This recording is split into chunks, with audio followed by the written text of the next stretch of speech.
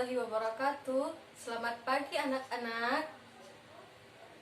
Ya, bagaimana kabarnya hari ini? Alhamdulillah sehat semua ya. Oke, baik. Terlebih dahulu, sebelum kita memulai pelajaran, Ibu mau tanya dulu. Di sini semuanya hadir semua. Coba lihat samping kanan kirinya, siapa yang tidak hadir? Oke, hadir semua ya, alhamdulillah ya. Nah, sekarang sebelum kita memasuki pelajaran, ada baiknya kita berdoa terlebih dahulu supaya pelajaran kita hari ini dilancarkan. Ya, baik, saya persilahkan ketua kelasnya untuk memimpin doa. Alhamdulillah. Oke, sekarang sudah berdoa semua ya. Bagaimana semua? Sudah semangat pelajarnya hari ini? Ya, oke, baik. Sekarang Ibu mau tanya, di sini siapa yang sering bantu orang tuanya di rumah memasak? Atau siapa yang pernah lihat ibunya memasak?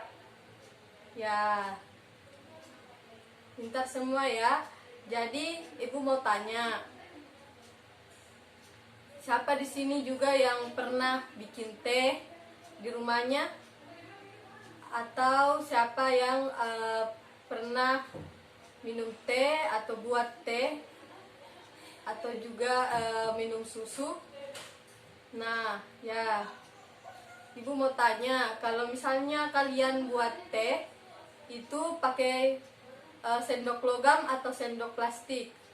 Ya, ada yang jawab sendok plastik, ada yang jawab sendok logam. Nah, Ibu mau tanya, yang pakai sendok logam itu untuk mengaduk apa yang dirasakan ketika mengaduk teh panas itu?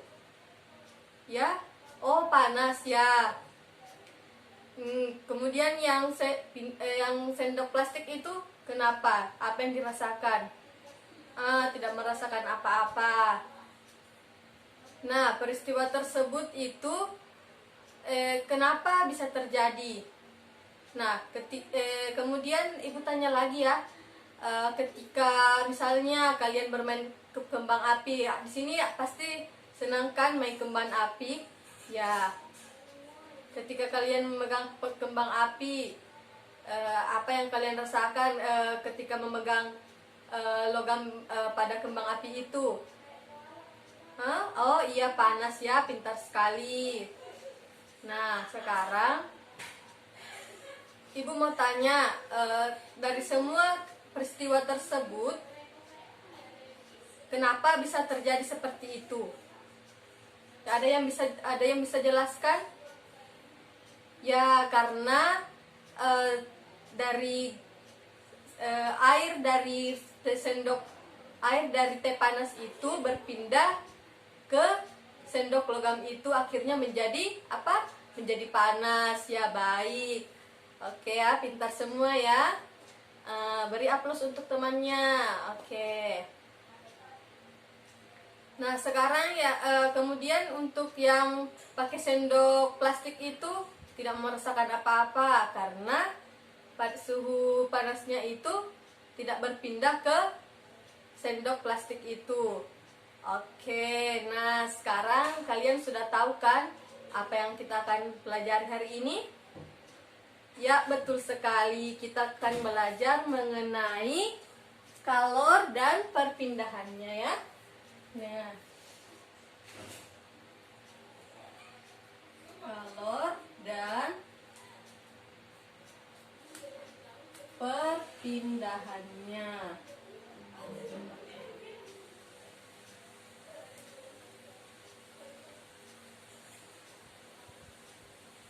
Ya, oke, baik. Sekarang kita sudah tahu tadi dari beberapa peristiwa yang Ibu tanyakan.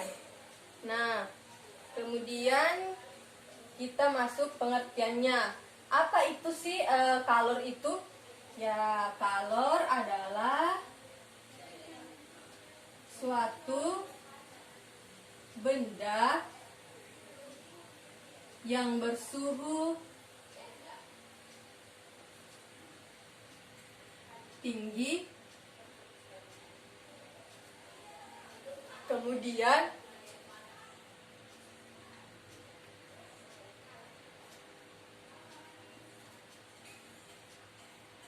berpindah ke suhu yang lebih rendah. Oke, sekarang kalian catat dulu ya. Kemudian ibu akan jelaskan lagi apa itu ada macam-macam perpindahan kalor ya. Sekarang kalian catat dulu ya. Oke, sudah. Oke, sekarang ibu hapus dulu ini ya.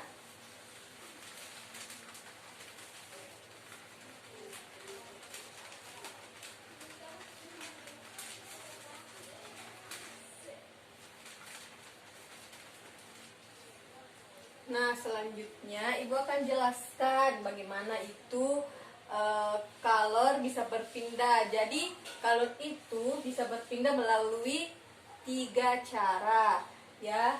Yang pertama adalah konduksi ya.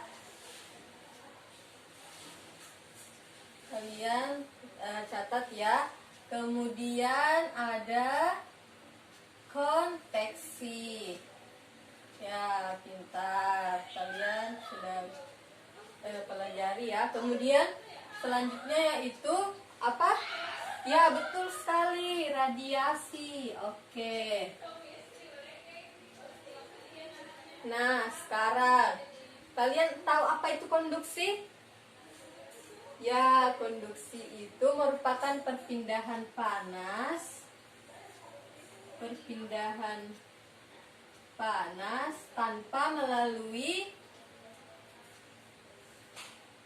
konduksi itu perpindahan panas melalui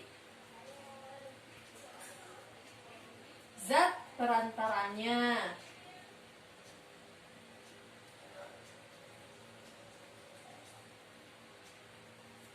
Ya. Nah, seperti tadi yang teman-teman sekalian sudah jelaskan ya, pada saat kalian mengaduk teh ya, mengaduk teh kemudian menggunakan sendok logam. Nah, itu merupakan contoh perpindahan panas dari konduksi ya. Jadi, konduksi itu perpindahan panas melalui zat perantaranya ya, teman-teman. Nah, contoh lainnya itu seperti tadi itu ketika memainkan kembang api. Kan teman-teman pasti kalau main kembang api itu pasti yang dipegang itu kan apa? Yang besi-besinya itu. Nah, itu melalui dari situ itu merupakan contoh dari konduksi. Karena dari logam itu kalian bisa merasakan panas dari sumbu kembang api tersebut ya, teman-teman. Apa kalian sudah paham? Oke, baik. Sekarang catat ya, apa itu pengertian dari konduksi. Nah, kemudian konveksi. Nah, konveksi ini kebalikan dari konduksi. Jadi, kalau konduksi itu merupakan perpindahan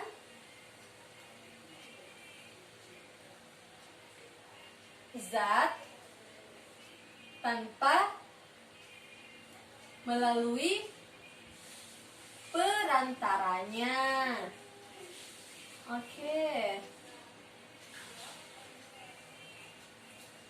Jadi konveksi itu kebalikan dari konduksi. Kalau konduksi itu perpindahan zat melalui perantaranya. Sedangkan konveksi itu merupakan perpindahan zat tanpa melalui perantaranya. Oke? Ya, jadi contohnya itu tadi seperti ada yang tadi temannya bilang ketika membuat teh dia menggunakan sendok plastik. Nah, ketika dia mengaduk teh tersebut dan tidak merasakan apa-apa, nah itu merupakan contoh dari konveksi. Nah, contoh lain dari konveksi ketika misalnya kalian lihat ibunya memasak di rumah, kemudian ketika mengangkat pancinya itu menggunakan kain untuk mengangkatnya, itu merupakan jenis dari perpindahan konveksi agar ketika mengangkat panci tersebut ibu kalian itu tidak merasakan panas ya, karena ada suatu zat perantara yang dinamakan konveksi. Nah seperti itu ya, kalian sudah paham kan? Nah sekarang kalian catat dulu ya, kemudian ibu akan jelaskan jenis-jenis perpindahan kalor, yaitu radiasi.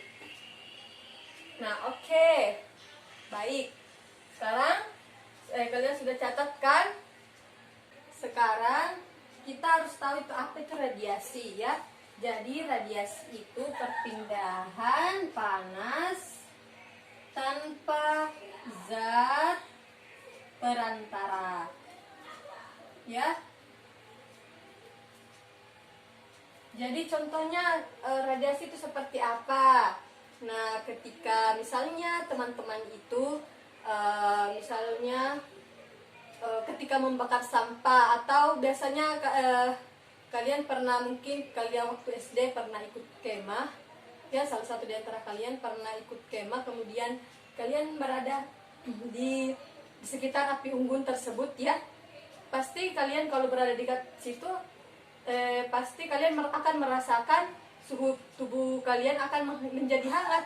Nah itu merupakan perpindahan dari radiasi ya teman-teman. Jadi radiasi itu merupakan perpindahan panas tanpa zat perantara atau perpindahan yang secara langsung yang disertai oleh cahaya ya. Jadi cahaya dari api tersebut yang menyebabkan suhu tubuh kita itu menjadi panas ya, seperti itu. Oke ya.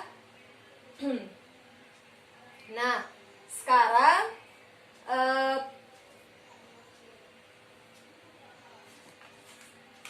satuan kalor itu dalam satuan internasional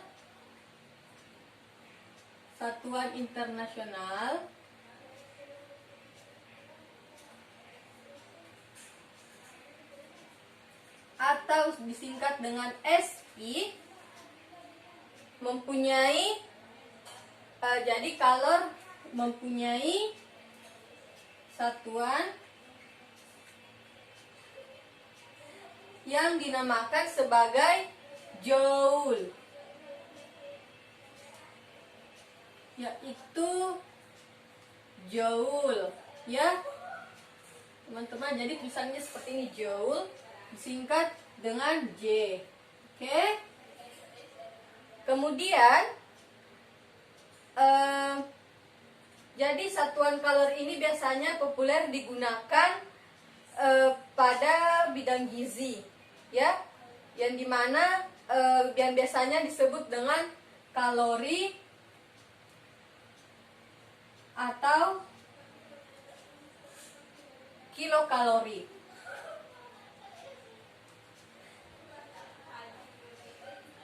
Oke, baik. Jadi satu kalori berarti menyatakan kalor yang dibutuhkan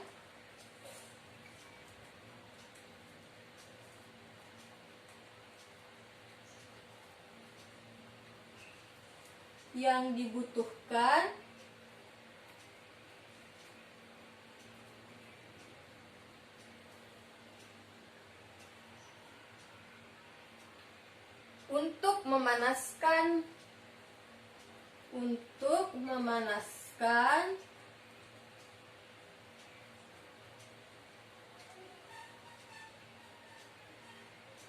satu gram air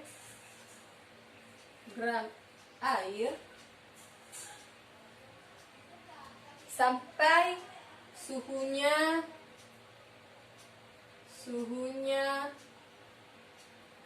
naik 1 derajat Celcius ya. Kemudian joule untuk mengkonversikannya itu menjadi kalori. Jadi di sini 1 kalori itu sama dengan 4,2 joule. Jadi ingat ya, kalau satu kalori itu sama dengan 4,2 joule ya. Kemudian untuk 1 joule itu sendiri sama dengan 0,24 kalori ya. Oke, kalian catat ya. Jadi 1 joule itu sama dengan 0,24 kalori. Oke, sekarang kalian catat dulu, kemudian ibu akan lanjut menjelaskan tentang rumus-rumus dari kalor dan perpindahannya ya. Jadi adapun rumusnya, kalian perhatikan ya. Nanti kalian akan ibu suruh untuk menjawab soal-soal tentang kalor ya. Jadi rumus perpindahan kalor itu, jadi suhu benda itu akan naik jika benda itu mendapatkan kalor. Jadi sebaliknya suhu benda itu turun jika kalor dilepaskan. Nah misalnya nih, air panas, misalnya ya, ini air panas, misalnya ya, ibu gambar air panas ya, ini kompornya ya. Kemudian air panas ini kita biarkan. Nah kemudian lama kelamaan panas ini akan mendingin, mendekati suhu normalnya. Seperti yang sudah dijelaskan bahwa kalor itu energi yang bersuhu tinggi kemudian berpindah ke suhu yang lebih rendah. Nah, besar perpindahan kalor kita bisa hitung menggunakan rumus. Jadi ibu hapus dulu ya.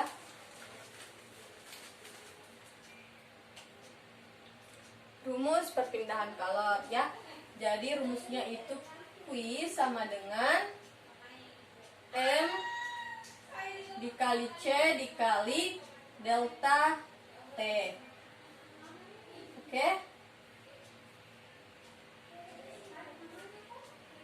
Kemudian untuk keterangannya kita harus tahu itu apa itu Q, apa itu M, apa itu C, kemudian apa itu delta T. Nah, jadi Q ini merupakan banyaknya kalor yang diterima,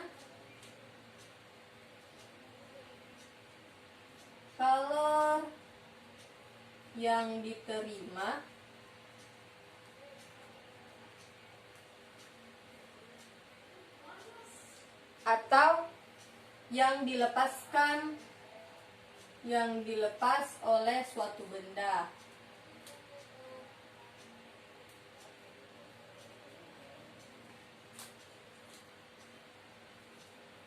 Jadi ingat bahwa Q itu merupakan banyaknya kalor yang diterima atau yang dilepas oleh suatu benda. Nah, kemudian apa itu M? Jadi M ini merupakan massa benda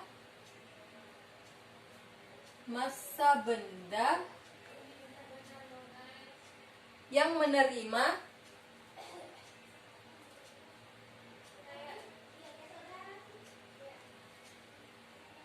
dan melepas kalor.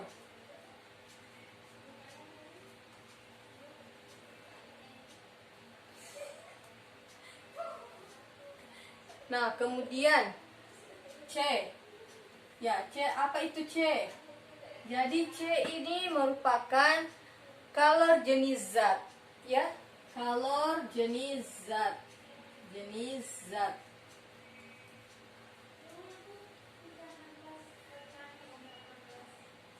Kemudian, nah, teman-teman bisa lihat apa itu delta T ya. Sekarang kita bahas apa itu delta T. Jadi delta T ini merupakan perpindahan suhu.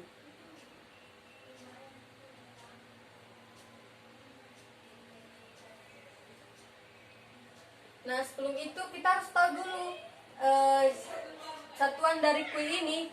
Jadi seperti yang Ibu tadi jelaskan, kalau Q itu merupakan banyaknya kalori yang diterima atau yang dilepas oleh suatu benda. Jadi persamaannya itu sama dengan J atau Joule ya. Nah, kemudian untuk M itu sendiri, kalian mungkin sudah belajar itu tentang bilangan tentang satuan pokok dan satuan turunan ya. Nah, kemudian M itu merupakan massa. Jadi massa itu satuannya M ya. M kilogram. Jadi satuannya itu kilogram. Kemudian untuk C itu sendiri merupakan satuannya joule per kilogram derajat Celcius. Kemudian delta T perpindahan suhu itu satuannya adalah derajat Celcius ya. Kalian catat dulu ya. Kemudian Ibu lanjutkan rumus-rumus yang lain. Oke. Sekarang Ibu akan menjelaskan tentang rumus kalor jenis. Jadi kalor jenis itu merupakan suatu benda dengan ukuran banyaknya kalor yang diserap atau yang diperlukan oleh suatu benda atau zat yang bermassa 1 kilogram atau 1 gram ya.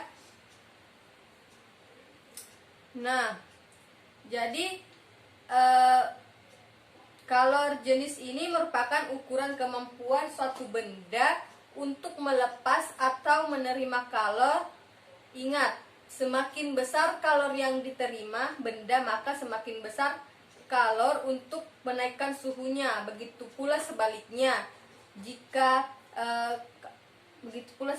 Jadi kalor jenis ini dilambangkan dengan C, dengan huruf C kecil, oke? Nah, sekarang kita masuk ke rumus yang sesungguhnya, ya. Jadi seperti yang Ibu tadi jelaskan tentang rumus dari perpindahan kalor tadi. Jadi rumusnya ini seperti ini.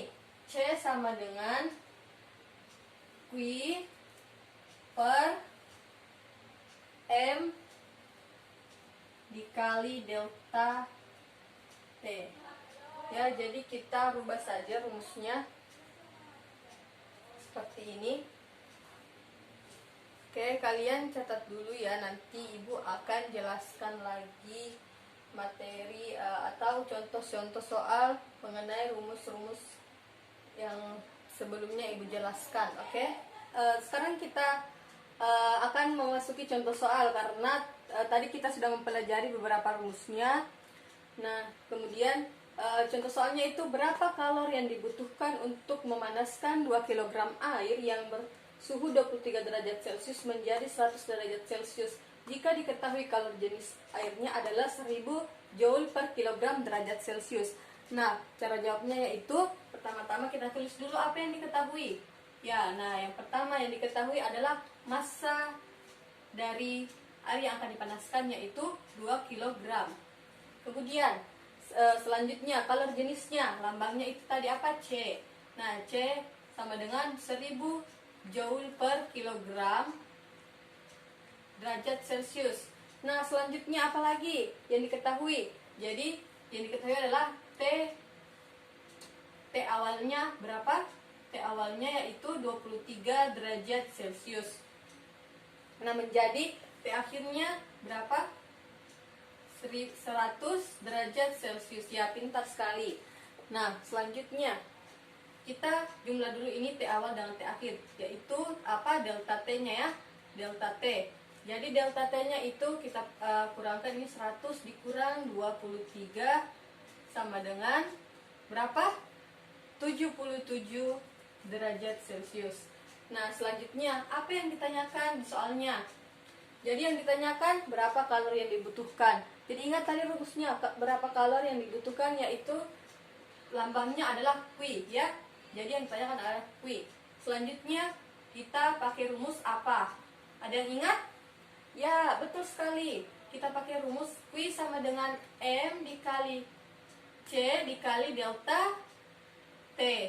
Oke. Sekarang kita masukkan nilainya. M sama dengan 2 kg. Kemudian apa C-nya? 1000 joule per kilogram derajat Celcius. Kemudian apa delta T-nya? Delta T-nya tadi apa? 77 derajat Celcius. Jadi pertama-tama itu kita lihat dulu satuannya ya. Kita coret dulu kilogram, ada sama? Ya ada, kilogram per kilogram. Kemudian derajat Celcius ya kita coret. Nah, selanjutnya kita kalikan ini, 2 dikali 1000 dikali 77. Ya, coba hitung berapa nilainya 2 kali 1000 dikali 77. Ya, berapa? 154.000. Ya, betul sekali, 154.000. Apa satuannya? Ini, sisa ini berarti satuannya adalah joule. Jadi, hasil dari kalor yang dibutuhkan untuk memanaskan 2 kg air yaitu 154.000 joule. Betul sekali ya. Nah, ada yang ingin ditanyakan? Oke, baik, karena semua sudah mengerti. Sekarang nanti kita akan belajar lagi contoh-contoh soalnya dan beberapa latihan soal. Nah, hari ini cukup sekian dulu ya penjelasan Ibu. Cukup sekian. Assalamualaikum warahmatullahi wabarakatuh.